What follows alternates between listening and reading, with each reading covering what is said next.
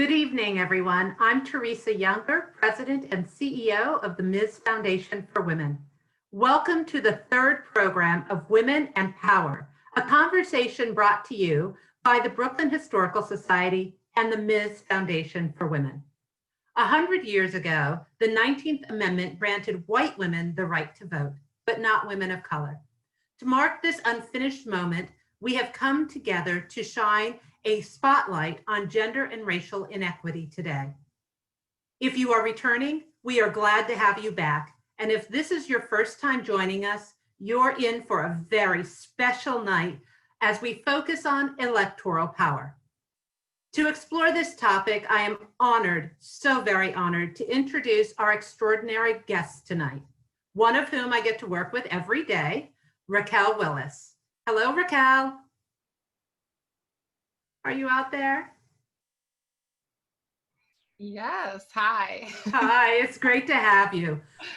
Raquel is an activist, a writer, and the Director of Communications at the Ms. Foundation for Women.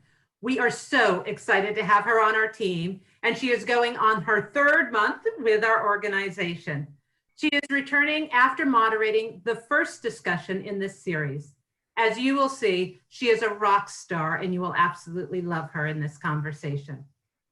Our other featured guest is a formidable leader who almost needs no introduction, Stacey Abrams. Stacey, are you out there? I'm here. Thank you for. It's wonderful to have you tonight, Stacey. I will actually tell you and remind you and let the audience know that we met in 2015 when I was on the listening tour for the Ms. Foundation. And then a day after the election in 2016, when I introduced you to Gloria Steinem at the YWCA event. Wow, how the world has changed in so very many ways. Thank you so much for joining us tonight. For those of you who don't know, and I can't imagine this is the case, but Stacey has long time understood the power of words and the impact that they can have. As a teenager, she was a speechwriter and a typist for a congressional campaign. She later would protest on the Georgia Capitol steps against incorporating the Confederate flag into the Georgia state flag. She would later learn and carry that fighter spirit with her as she graduated magna cum laude from Spelman College. Professionally, she found her calling as a lawyer and served as the Georgia General Assembly's becoming the first minority leader as a woman. In leading up to the 2018 midterm election, she became the first Black woman in the United States to become a major party gubernatorial nominee. That was one of the most exciting times. I'm so excited about that. After witnessing the gross mismanagement of the election by the Georgia State Secretary of State's office, Stacey founded a renewed fire to fight against voter suppression and corruption. She did what most women do, which was step up and answer the call. She launched Fair Fight to ensure that every Georgian had a voice in the electoral system, and Fair Count to ensure that a more expansive, accurate depiction of all American experiences were felt and seen.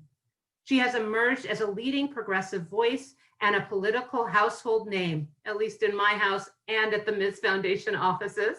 She was on the short list to be a vice presidential candidate. We are so lucky to have someone like her ensuring our right to vote and making sure that our voices count, especially in this upcoming critical election. Before we begin, I want to invite you all that you may join the conversation by typing your questions into the Q&A box at the bottom of the screen, and we see that you have already started typing questions. Towards the end of the hour, we'll return to those questions and see if we can ask some of them of Stacey.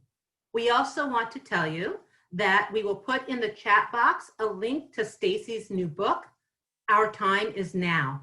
Locally, you can purchase that book locally from the community bookstore in Brooklyn. Now you have heard enough from me. Let's get into what's going to be an amazing conversation. It is my pleasure to turn this conversation over to Raquel and Stacey. Thank you so much. Thank you so much, Teresa, for that warm welcome. And it's so amazing to work with you every day as well. Hi, Stacey. Hello. How are you doing? I'm well. I apologize. I'm going to cough a little bit. I was trying to eat dinner very quickly and there is some errant thing caught in my throat, but I'm all good. I don't want anyone to think that I need a COVID test. I'm all set. Right, I know. That's really the big thing. Like, I have the little bit of the sniffles too, because I slept with wet hair last night, which my mom tells me never to do. So I'm also worried about people thinking it's a COVID moment, and that I'm not on top of everything. But I think we're all just trying to make it, in this moment. How are you feeling with fall being at our front doors? Because I know it just felt like it came like a ton of bricks here in New York. Well, I live in the South. Fall will arrive sometime around October, November, December. We may have a second summer. We really just kind of go with the flow here. Absolutely. All right. Well, another thing that is right around the corner, obviously, we know the election is coming up. Really, I mean, it's really tomorrow, it feels like. And one of the things that I'm curious after really years of following your work and following your brilliance around all of the failures, but also the promise of our electoral system, I'm curious about the moment or maybe the moments that you first knew the importance of electoral power. I was thinking about when I first became aware of how important elections are. And it actually coincides with the first and only fight I ever got into in school. I got into a fight with a young woman during the 1980 election, the presidential election. I was a fan of Jimmy Carter. She was a fan of Ronald Reagan. She said some inappropriate things about Jimmy Carter, at least seemed inappropriate to me. Because if you think about that time, you're so impressionable and we're repeating what we've heard on TV or what our parents may have said. She insulted Carter. I insulted Reagan. She threw a book at me. I shoved my desk at her. I won. Carter didn't, but that was my first real experience of electoral politics. Wow. I love that. Yeah, I mean, I feel like I was also thinking about this as I was asking you, this is the first year, and I'm going to be very candid with folks that I signed up to be a poll worker. Just because there's just so much going on. But I remembered during the cycle that my grandma was always working the polls, and I never quite understood the connection because I was pretty young between, that as a really a way of a means of resistance, I think, for Black people and marginalized people. So it's heartening to hear, what your moment was. I think my moment, I didn't even realize I was having that kind of awakening. So, I think one of the powerful things about you is that, in some ways we've seen obviously many of your successes, but of course with the election in 2018, of course, we saw a moment where many of us had hopes for a different outcome. And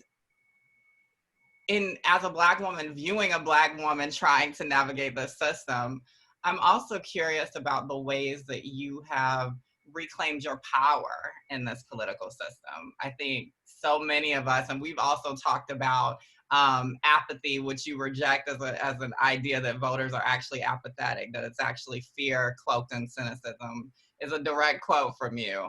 But what are the ways that you have reclaimed your power in this electoral system? I think it begins by acknowledging that we each do hold power, even the most basic power, which is that of citizenship and the right to vote. And when I was thinking about electoral power, my first moment when I thought about it was, of course, that conversation with Misty. But I also remember my parents taking us with them to the voting booth. And I'm the second of 6 kids. So in the book I described, we look like make way for ducklings because we're all trailing out of the voting booth with my parents. But it was because they wanted us to see them vote. They would also take us with them to protest.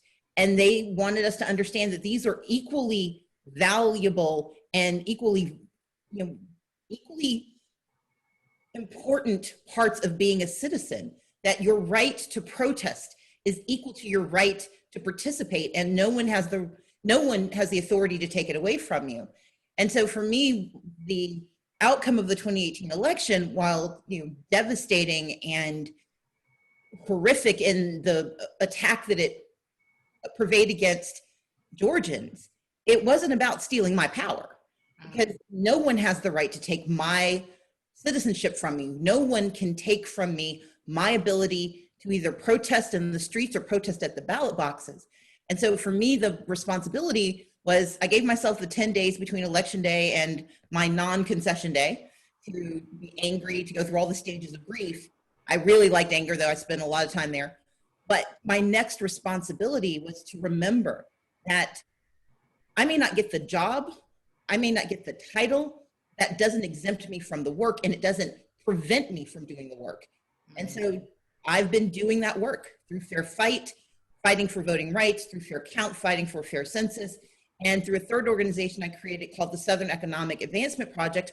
I'm fighting for the very policies I would have promoted had I become governor. And so for me, reclamation was never the thought, because I was never going to let them take my power from me. Absolutely. Absolutely.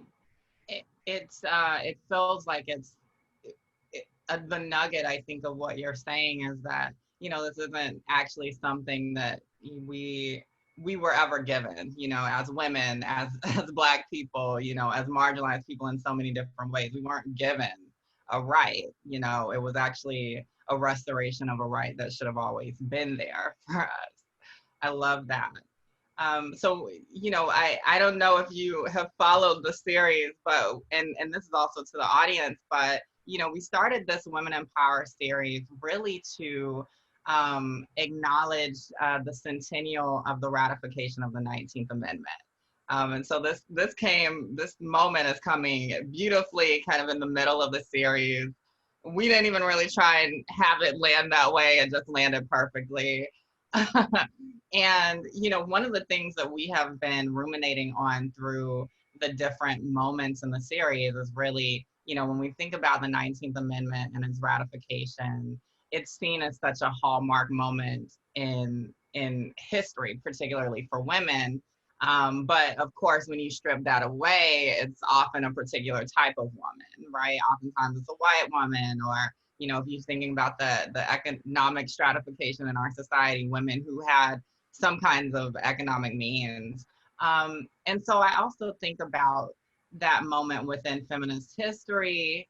And I'm wondering, I don't know if I have encountered you speaking directly to what it means to be a feminist in this time, and what does that mean to you, and kind of reconciling all of the kind of complicated, nuanced history of feminism and the movement. What does it mean to be a feminist to you? In my book, Our Time Is Now, I spend some time defending and really explaining the nature of identity politics. And one piece that I was very insistent about was the notion of multi-strand identity. And so for me, my feminism is grounded in my belief in my power, but I'm also a womanist, because as a Black woman who learned about feminism obliquely through just watching my mom and my dad, my dad's the first feminist I ever knew. He was the one who would articulate what he expected of his daughters, because he didn't think there was any difference between what he would expect of us or of his sons. But it was also the model of my mother, the strong woman who was brilliant and fierce and committed, and raising 6 children in partnership with her husband. And so there were all these moments that for me edified what it meant to be a feminist. And then I went to Spelman, and that was when I added that additional layer of what Black womanhood meant, not only as an act of creation, but also as an act of engagement, and sometimes an act of resistance. And so for me, it's feminism woven together with womanism, but it's also recognizing that the multi-strands of my identity mean that I don't have to pull them apart. I can acknowledge how they're woven together, but I don't have to sublimate any part of myself to be wholly who I am or to fit into any space. And I think that's for me the most important moment of my feminism, which is that when I stood for governor, the first half of my campaign was about making sure that people could identify me as something other than Black Stacey. Maybe that was the pejorative that was used to differentiate between me and my opponent who was white. Yeah. But it was this notion that because we had the same name, we were reduced to being basically the same person with minor differences, as opposed to recognizing the complexity that each of us brought to not only a campaign, but to our politics. And so when you sort of widen out the lens, I then moved into a general election where my Black womanhood was seen as, an anchor. And the same thing was true when I was running in the primary. No one believed I could be, not because they dismissed my womanhood, but because they dismissed my womanhood because it was attached to Blackness. And I give you that very long answer to say that I think Black women in particular, but women of color writ large, often have to grapple with the fact that our color and our femininity are indelibly linked together. And so I'm a feminist who is a womanist, I'm a womanist who is a feminist, and I'm a Black woman who recognizes that my power is drawn from who I am. It is never negated by who I am. Absolutely. Absolutely. Listening to you, there's so much in my life that I think about as well, just being Black, being a woman, being queer, being trans, being a woman from the South. People love to kind of strip apart whichever identity they want to hold, whichever one, and generally it's the one that feels most comfortable to them, probably the one that they share with you, right? And so it's so beautiful to hear you say that.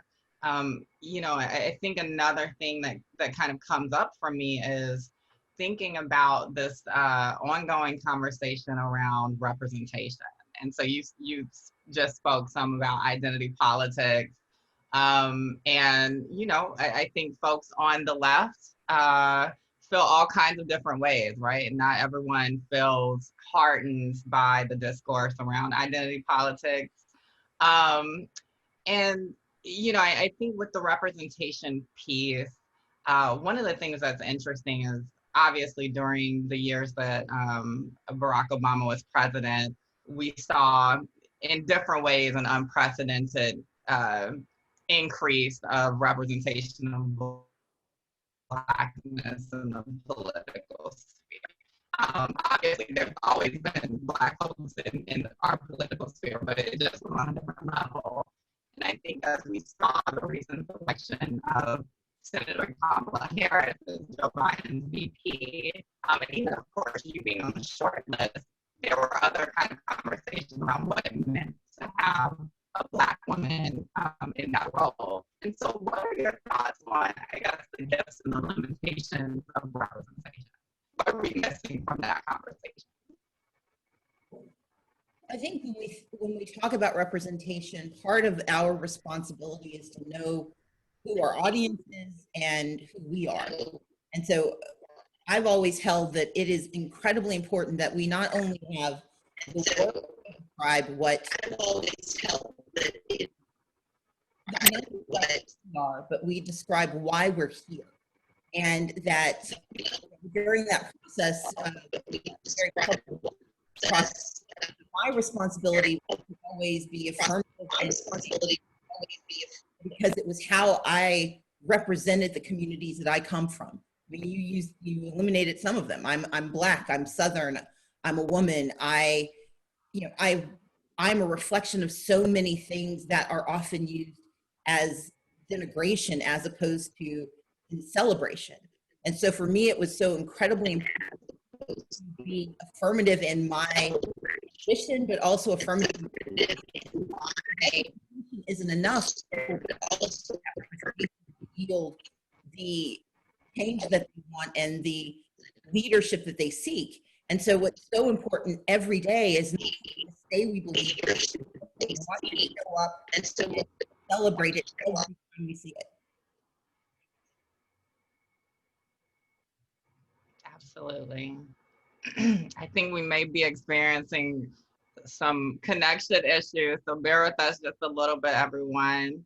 But that came through. I think we're going to try and be slow as we can in answering and speaking. But thank you for that answer, Stacey. Perfect. Okay. So thinking about, obviously, your book, Our Time Is Now.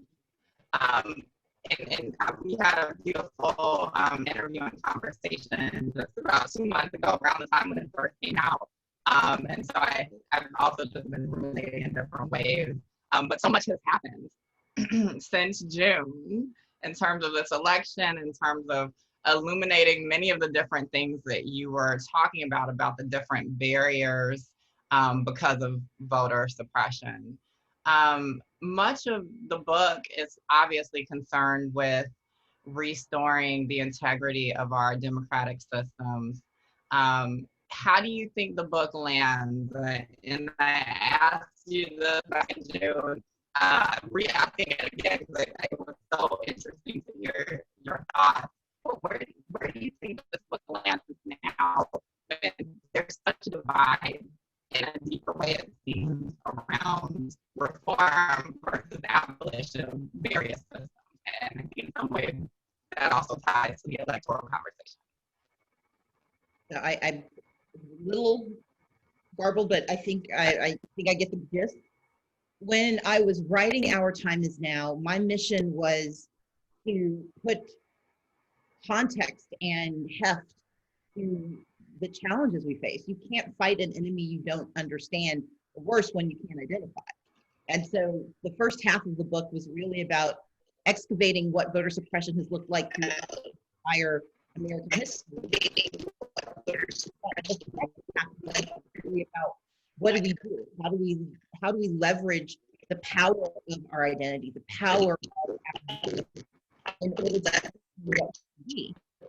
About the triple crisis that we face, the economic crisis, the public health crisis, and the racial injustice crisis, responsible for thinking about how we use our democratic power, and I use small d, democratic power, to tackle these issues. And one thing I've said, and I am very intentional about lifting up protest in the streets, the right to protest in the streets, the responsibility, ballot box, obligation to protest, people get elected. And so when I think about some of the conversations we're having around police brutality, I live in a state where just this week, Roderick Walker was in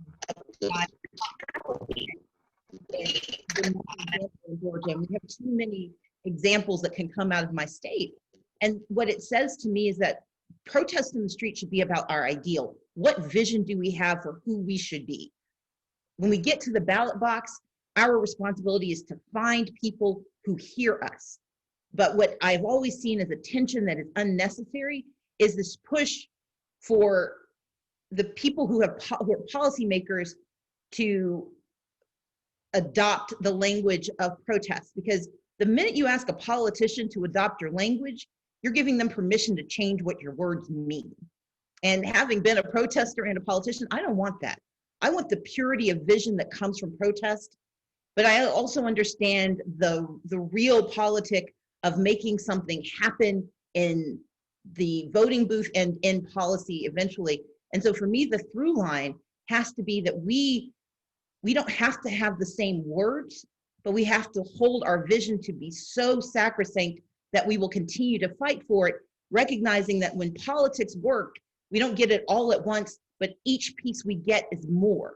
And we just saw this happen, unfortunately, in Louisville, where while the police still have not fully addressed their role in the murder of Breonna Taylor, the city has taken steps to do better. And while that is not the wholeness of justice, it is more than we had before.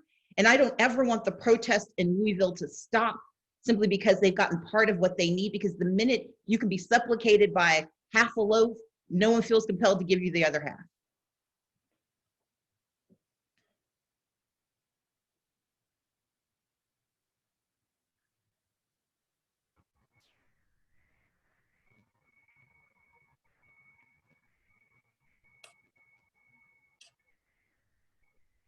Okay. Thank you, Stacey. Yeah, we're still rolling with the punches here, everyone. So I can read the chat. So if you want to send me the questions in the chat, then I will say them out loud and keep going.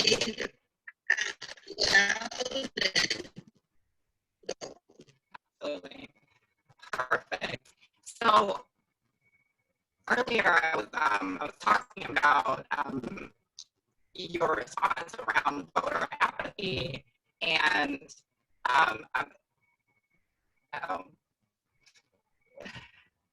yes, and so I'm wondering now, obviously, and I did a callback to your response around it not being actually apathy, but it's fear cloaked in cynicism.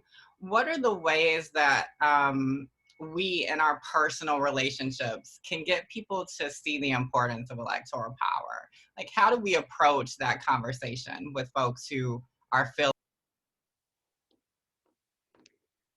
So I think the question that Raquel was asking is, how do you talk to your friends, your family, to people that you may disagree with about how to vote and why to vote?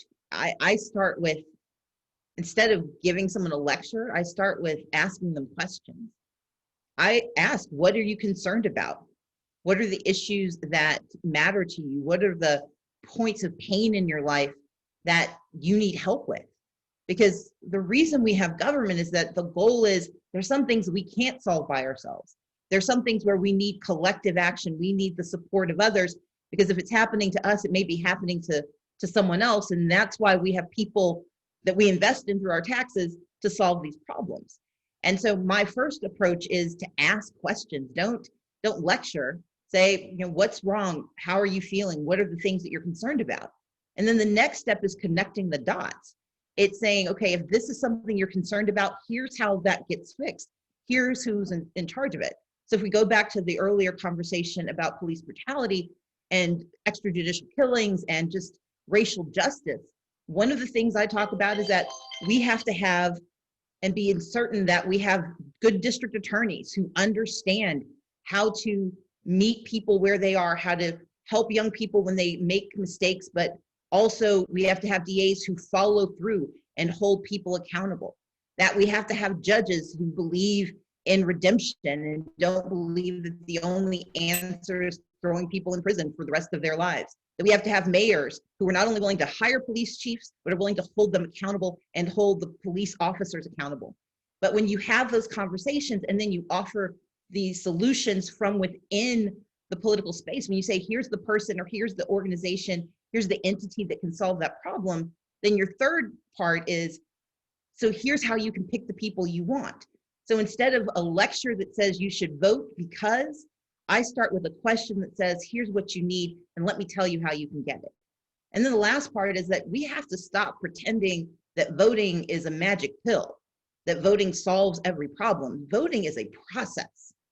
And I apologize if it offends anyone, but I think if you think about the cancers in our society of injustice and inequity, those cancers can only be treated through aggressive therapy. And those therapies take time. And sometimes the therapy is more painful than the disease. But our responsibility is to be honest about what voting does and what voting doesn't do. Voting is not an instant solution, but it is a therapy that makes us better. Because each time we apply it, each time we build better leadership, then we get more progress, and that's the mission. Absolutely. I feel like I'm always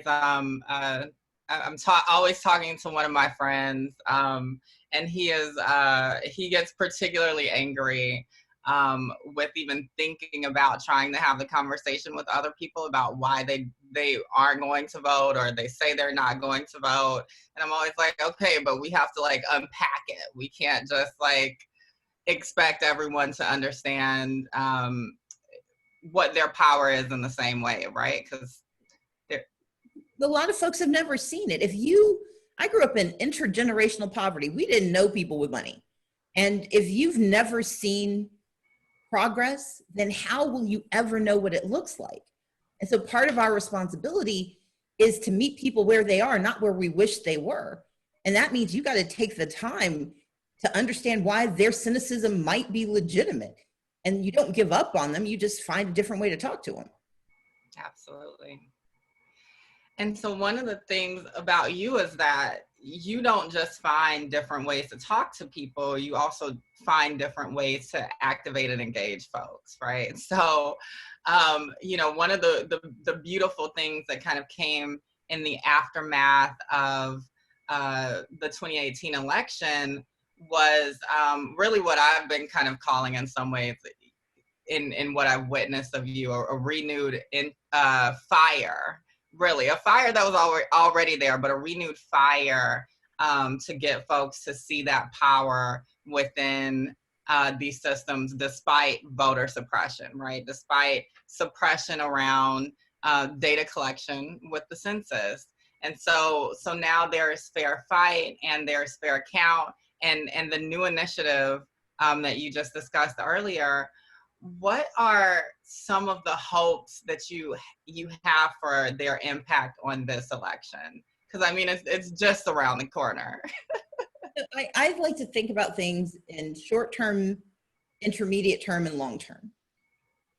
When I launched these organizations, I launched Fair Fight immediately after the 2018 election. So November 16th, 2018, I launched Fair Count in March of 2019.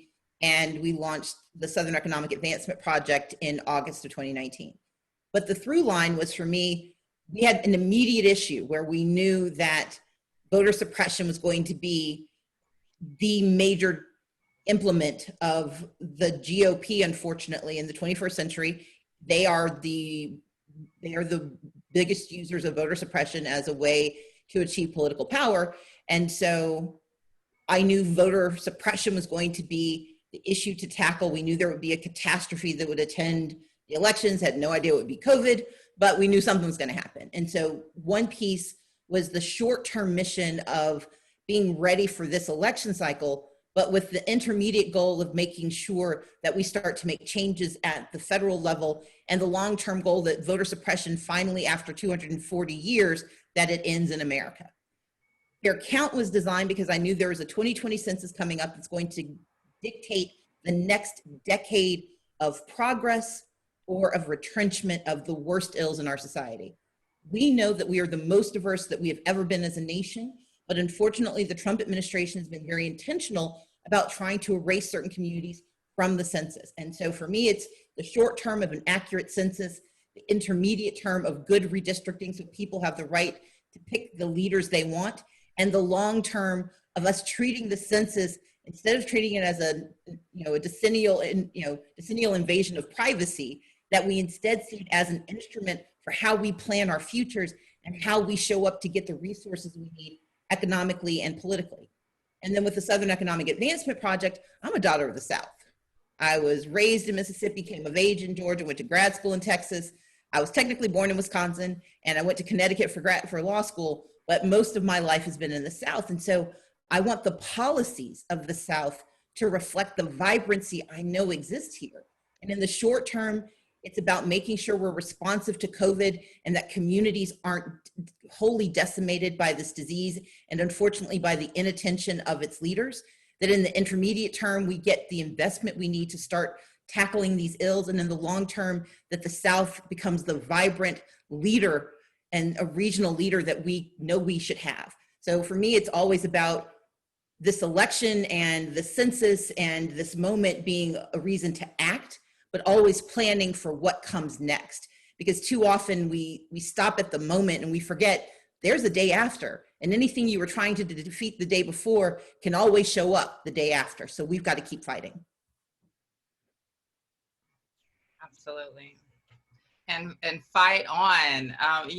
One of the things that you also talk about beyond the fighting is us figuring out the art of compromise.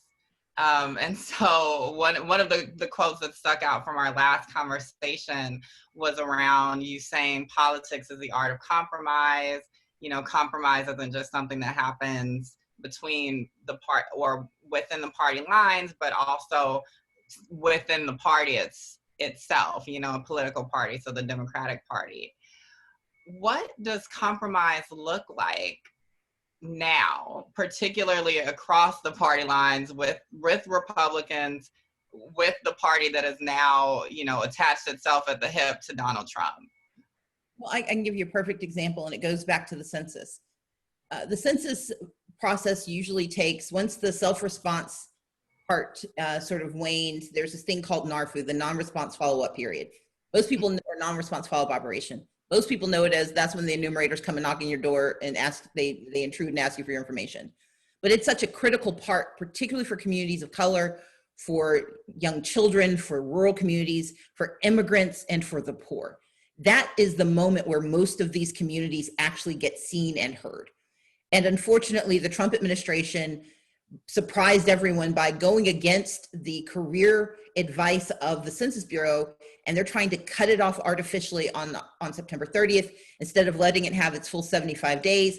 And they're trying to deliver flawed data that will become the permanent data for the next decade by December 31st, even though their own people tell them there is no way to deliver accurate data. So that's the situation we're in, and it's being driven by the Trump administration because they want to change what America looks like. There's a memo they've been using that says if they do these things to the census, America will look whiter and more Republican. So that's the mission.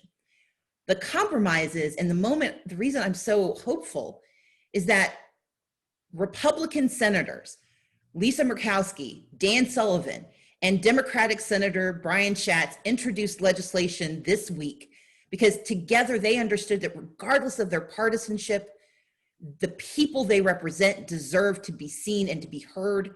And they introduced legislation together. They didn't wait for their parties to come to attention. They took the lead, and they are going around gathering people from both sides of the aisle to agree to fix this, because they understand that it's not about compromising their principles.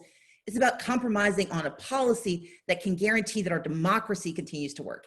That moment, watching that bill being introduced, knowing that Republicans and Democrats who normally can't agree on anything except they're both in the Senate, that they're willing to come together around this critical issue because they know what it means, that to me is the art of compromise. And that's why I still have hope for what we can be as a nation. Absolutely interesting. I think in sharing that story, and hopefully maybe more people will maybe believe in that ability again. It feels like, along with kind of that voter apathy conversation, there's this feeling that is lost, right? That art of compromise is lost. But you have so many stories, and so I look forward to hearing more of them in future conversations. We're gonna jump out a little bit from our current list of questions into some of these amazing ones from the audience. I mean, y'all are out here, y'all went and did some reading, some researching, and just there's some amazing questions here. So the first one is, as of the data in 2016, most super PAC donors are men. While we'd love to see an overturn of Citizens United, as women are acquiring wealth, should they be spending more in the super PAC space to get their voices heard? Yes, I don't believe in unilateral disarmament. I want to get to a place where our politics are not fueled by dollars that can't be traced, but I want the politics that create that.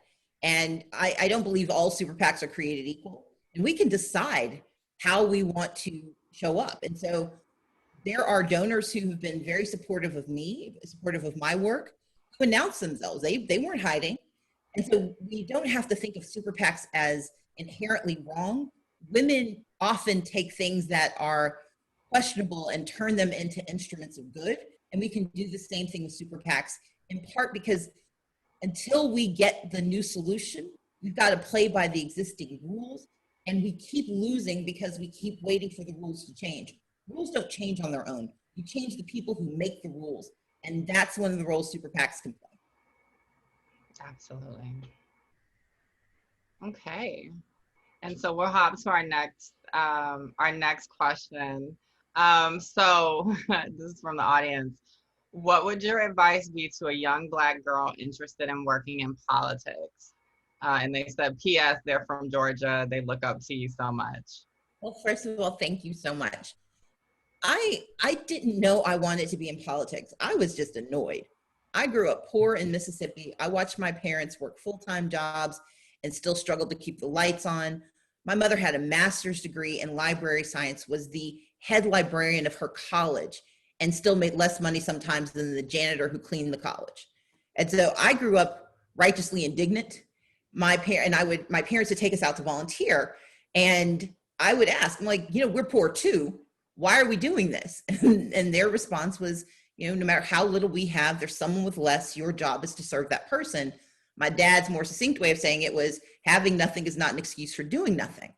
But what I wanted to understand is who else is supposed to be out here doing, and that was called government. So I got into politics because I wanted government to work better. And I stay in politics because I want government to work better.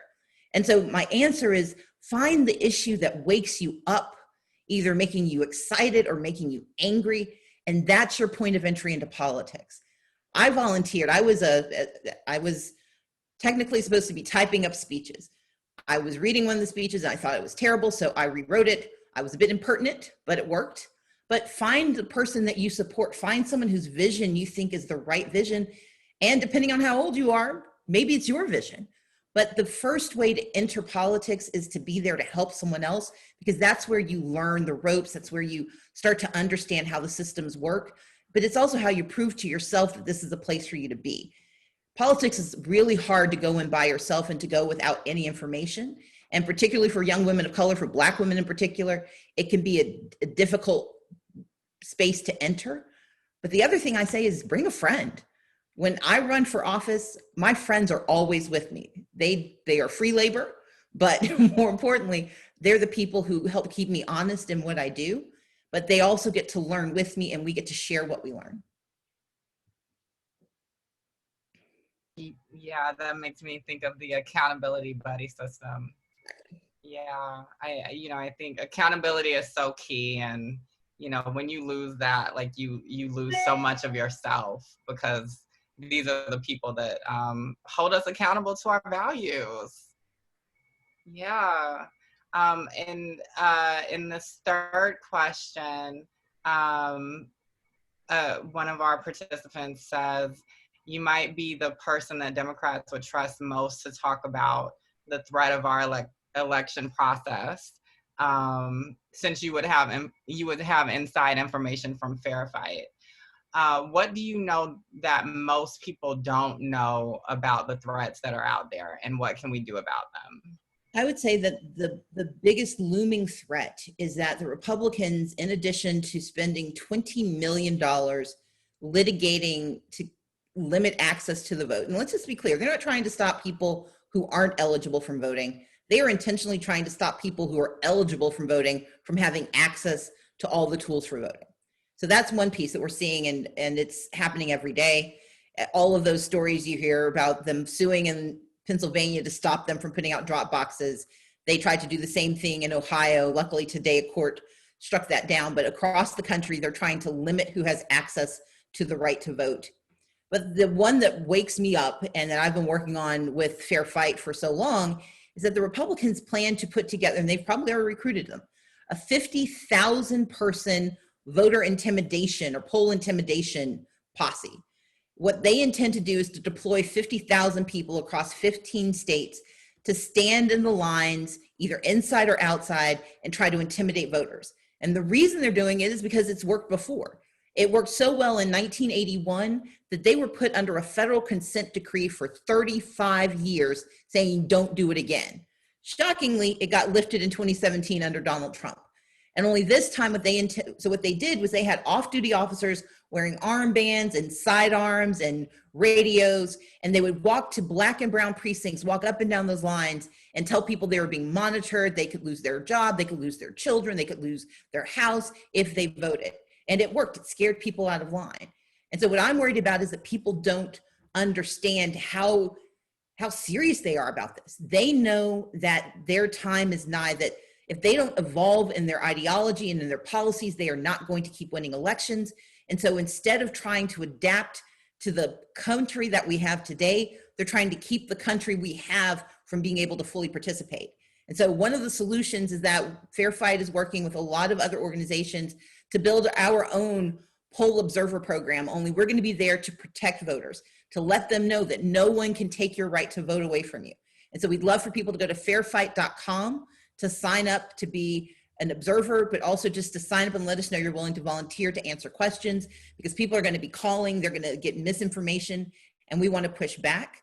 But the other piece, and I'm so proud of Raquel for doing this, the best defense we have against poll intimidation are good poll workers who know how to get people through those lines, who are willing to answer questions, who aren't irritated by voters, but want to help voters use their rights. And so we need more people to sign up to be poll workers. So if you go to powerthepolls.org, you can get more information about how to be a poll worker in your state. We need you, because the grandmas, unfortunately, they are too susceptible to COVID, and so they're unable to do it this year. And grandmas and grandfathers, we need you to step up to be a poll worker. And so if you're willing to do that, go to powerthepolls.org, and that will help. Absolutely. You know, that honestly, that was like the final straw when I saw a tweet actually from Trump that was calling, it was recruitment basically for these poll watchers. And he called it an army. So like, they're not even hiding how, you know, violent really, you know, they're stoking the violence, they're stoking this kind of muscle memory around white supremacy, right? Because, you know, we're from the South, you know, so I know the stories of Black folks trying to vote, you know, and being intimidated so acutely. And so that was just like the final straw for me. And I was like, okay, I need to sign up to be a poll worker. I know I'm in Brooklyn, you know, it would be even more important in Georgia, but, you know, everywhere we need to be figuring out our part. Absolutely. Yeah. So someone asked, how is the pandemic affecting your efforts, and so I'm assuming the efforts of your organization to ensure voting rights in a way that maybe you didn't expect? So as I said, we expected a catastrophe. No one expected a pandemic, but luckily I'm paranoid. I'm professionally paranoid. It's one of my traits. And so we anticipated we'd have to adapt, and both with the census and with voter suppression, we adapted. We expanded our texting and phone banking. We built out our digital arm even more deeply than we intended. And we brought together and convened groups so that we were sharing information, sharing data. And that's been incredibly helpful. On the census side, we're about to do patch calls. We know that a lot of folks aren't getting the door knocks. And so we are funding a program where we're actually going to call people and say, if you want to fill out the census, hold on. And instead of giving them a phone number and hoping they turn around and call, we're going to call them and then immediately connect them directly with the census. This is expensive, but it's work that we need to do, because by doing so, we can guarantee that particularly communities of color get connected and get their information taken. We probably wouldn't have done patch calls that we've been able to go door to door, but when that's not possible, what I am so proud of is being part of teams that are nimble and creative and innovative and borrow from different facets of our lives. Because patch calls are something that a lot of folks do in politics. We hadn't thought about it for the purposes of the census, but it makes sense, and that's what we're going to do. Yes. So this next question is going back to an earlier question about feminism.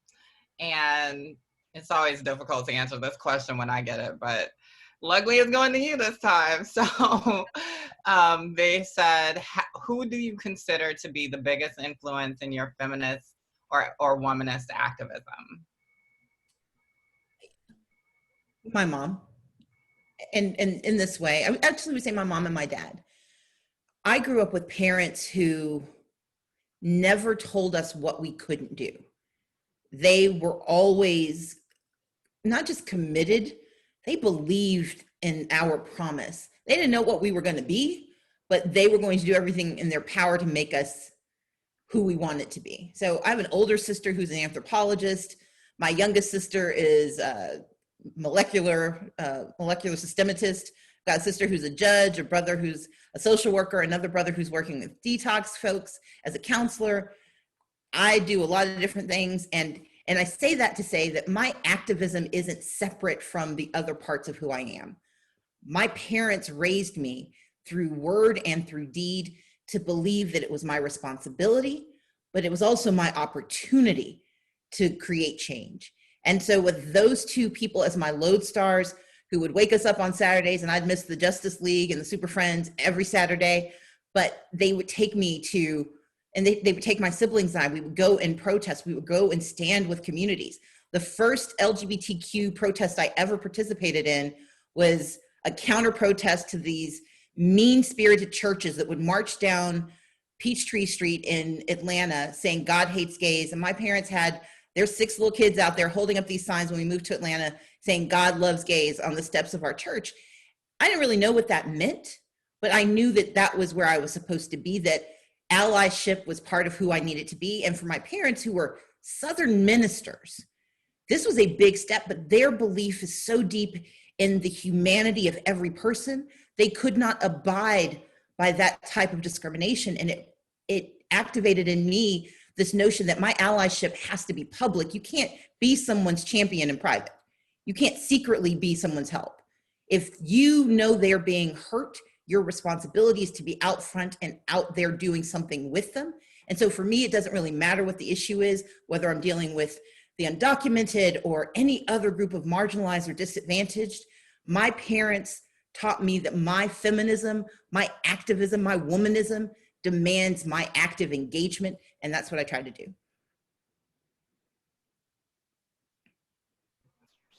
Absolutely. It's wild to hear that they had that idea, that like expansive idea around equality all the way back then, right?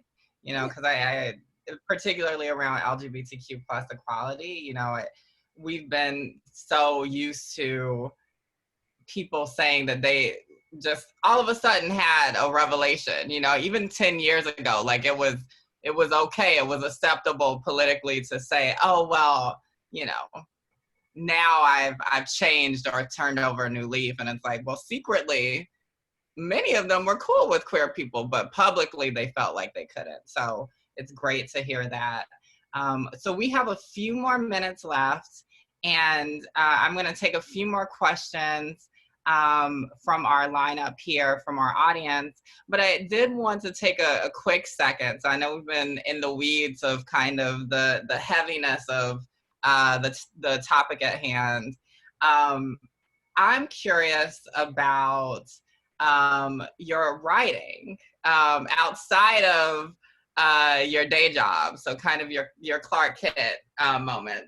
And so I think about your writing in the romance genre, and I had this thought around, you know, which novel would you, if you could adapt it into a feature film, which novel within the romance genre would you tackle that with?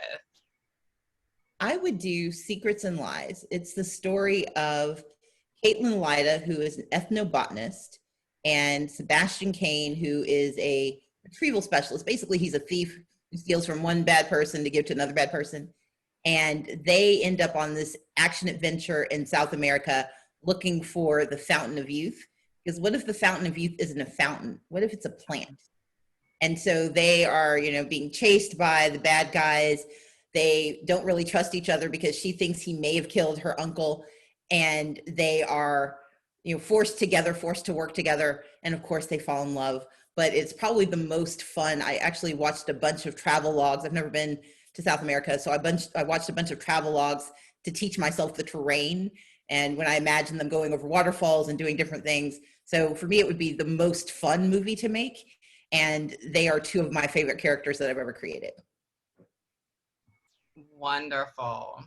And do you have any time these days to continue stretching your romance writing muscle? So Selena is on semi-retirement. She went on semi-retirement in 2010 when I became Democratic leader and I started a new company, kind of ran out a little time. But I actually do fiction writing in a number of genres. And so I've most recently been exploring more thriller side. So that's been happening, and hopefully I'll get something done and I'll have something to announce soon. Wow, that's exciting. We'll be on the lookout for sure. Great. Okay, we're gonna hop to 2 more questions. Let's see. Ooh. We're getting some really good ones. I feel like I'm gonna have to follow up offline because I don't even, yeah. So one question is about making Election Day a holiday. You know, I think this is something that you talk about already so much. But could you talk about just how important and helpful that would be for all types of people, but particularly different types of workers, essential workers, domestic workers? So what would be best is if we make election season available so that people can vote at the time that's most convenient to them without losing pay and without losing time. The challenge with just the singular notion of an election day holiday, it would actually disenfranchise those who are disabled, who need caregivers to come with them. It would hurt sometimes those who who need to be working on election day because of the role they play. And so what we've been pushing for in the business community, and we've seen it happen with a lot of major corporations, is that they're actually giving people time off. So you get 6 hours and you can use it anytime you want in the election season. So in Georgia, for example, early voting starts on October 12th, but we started getting absentee ballots. We'll start getting absentee ballots in the next week or so. I think it starts next week. And election day is November 3rd. So if you needed to take time off to go and drive your absentee ballot to a drop box, if you needed time off to just research and make sure you're voting for the right people, what would be best is if we had a national law that required that every worker gets time off to vote, because the idea of just making it a single day holiday will help some, but it would disenfranchise others. And we want to make certain that we actually make our democracy accessible to all.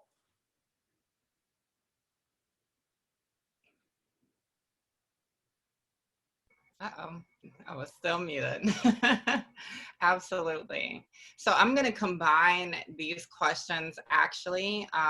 So obviously, you know, we're in a time of unrest. There's really a second iteration in my mind of the movement for Black Lives.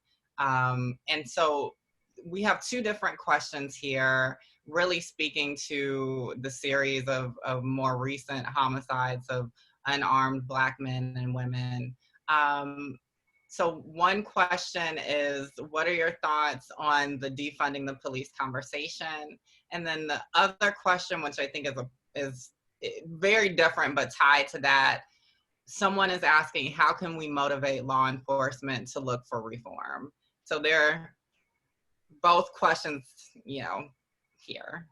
So I do not attempt to appropriate the language of protest, which is how to describe the mission. I believe that we absolutely need to pursue reformation and transformation.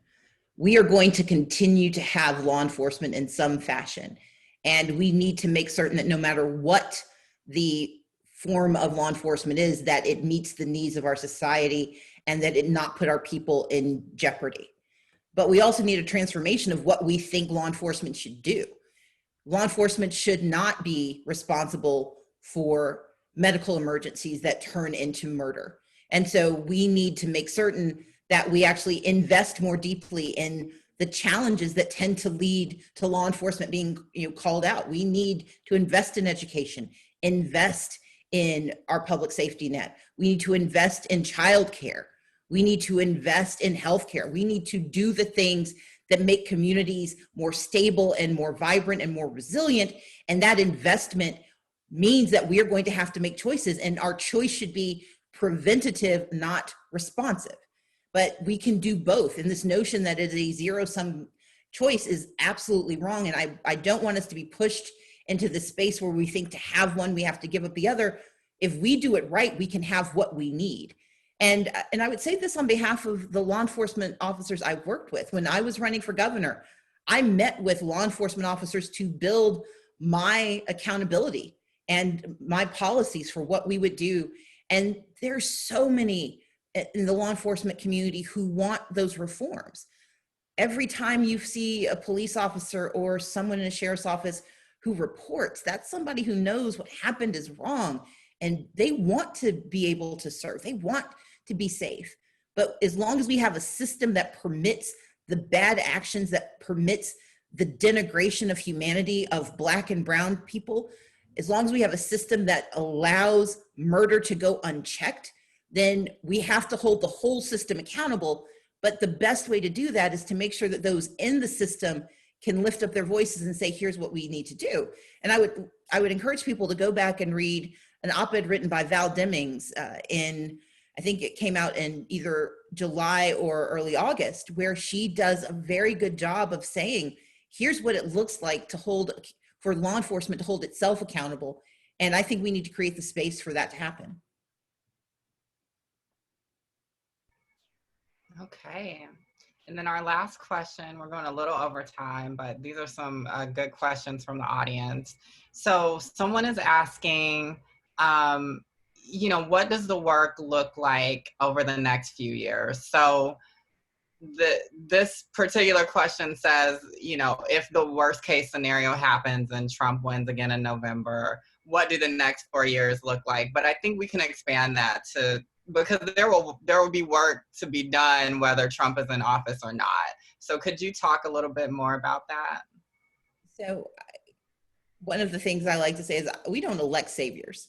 There is not going to be someone we elect to an office who fixes everything. If they tell you they can, they're lying. And if you believe they can, you're selling yourself a bill of goods. We have to know that it's going to take pressure and attention and engagement to get what we need. That's why I don't just start ideas. I try to create organizations, and it gets me in a little bit of trouble sometimes because I believe in planning not for the best case scenario, but the more likely scenario, which is that we're going to be disappointed by whomever we elect. And having been in office myself, I know that I did my best every day to serve the people I represented, and I disappointed them. But my job was to tell them what I did wrong, to tell them what I thought I did right, and have them tell me why I was wrong, but to always be engaged. And that's how we have to approach this. If the worst case scenario happens and we have a budding authoritarian fascist who remains the president of the United States, and we have a disconnected Senate that continues to abdicate its responsibilities and see its only role as putting disqualified and unqualified people into the judiciary, then we're going to have to work on that. And that means we're going to have to look at every other facet of politics at our disposal to change what happens. We're going to have to understand what happened if we didn't win. We're going to have to make certain that we reached out to every community, that we didn't replay the last election to our detriment, but instead started thinking about how do we build what we want instead of trying to fix what we broke. I believe that the responsible answer to any of these challenges, regardless of who is in charge, is to build our future. I don't wait for somebody to tell me what we need. My job is to figure out what can I do to make that future possible. And what I would encourage every single person listening to this to do is to think about the issue that animates you, that enrages you, that disquiets you. And that's the thing you need to work on. And so many of you are doing it already, but we're going to have to redouble our efforts no matter who wins, because the thing is, evil doesn't get defeated. We may stop it, we may block it, we may push it aside, but it always regroups and it always returns. And so we have to stop thinking about elections as events. Elections are process. And that means that we've got to think about the next day and the day after that and the decade after that and the decade after that. Because when we do that, we start building things that don't rely on a single politician or a single election. It relies on a commitment to sustaining what is good. I recently, so in addition to writing about voter suppression in Our Time Is Now, I also produced a documentary that comes out on the 18th. And the documentary for me was just as important as the book, because some people read, some people watch, but everyone needs to learn. And in both places, I want to tell the story of the enemy, but I also want to tell the story of the champions, because those champions didn't disappear. They just handed off the baton to the next generation, and we have to recognize what they've given us to do. And it's our responsibility to get ready to hand that baton off to the next generation by building by communicating, by investing, and most importantly, by believing that if we keep fighting, if we keep working, the good will come. All right, I think that's our final word. Thank you so much, Stacey, for joining us tonight and joining us in this series. As always, I know there's so many nuggets of brilliance that folks were able to glean from you. We talked about so many different things. You are a broad brushstroke, man. Yes, I mean, there's so much going on, but I think that's also just a testament to what you've been saying all along, is that electoral power is connected to almost, if not every facet of our lives. So thank you so much. Thank you to the audience for joining us, Teresa, for that wonderful welcome. And stay tuned next week. We will be continuing our series discussing caregiving power with another, well, next week will be a panel, so we'll have a fabulous panel lineup. But with that, have a good night, everyone, and we'll see you soon. Thank you, Raquel. You were fantastic. Thank you.